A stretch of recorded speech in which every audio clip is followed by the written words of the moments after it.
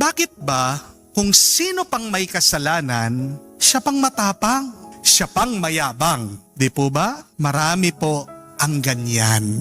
Halimbawa, bakit kung sino pang kabit, akala mo siyang legal wife? Napaka-demanding, sumusugod, nagwawala, gumagawa ng eksena, o kaya habang ikaw ay nagmamaneho, binangga ka. Bakit kung sino pa yung nakabangga, siya bang mainit ang ulo? Di po ba? Nagyayabang, may kakilala daw siyang general, kakilala niya ang police chief, kakilala niya mayor, congressman, may kilalang senator.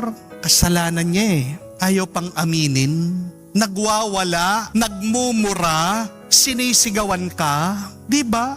Ikaw nang pinirwisyo.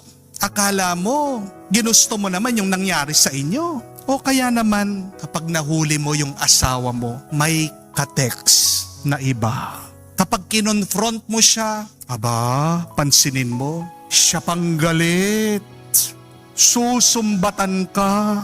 Uungkatin yung mga kasalanan mo. Kapag nahuli mo yung iyong asawa, may ginagawang kalokohan, pansinin mo yung itsura niya.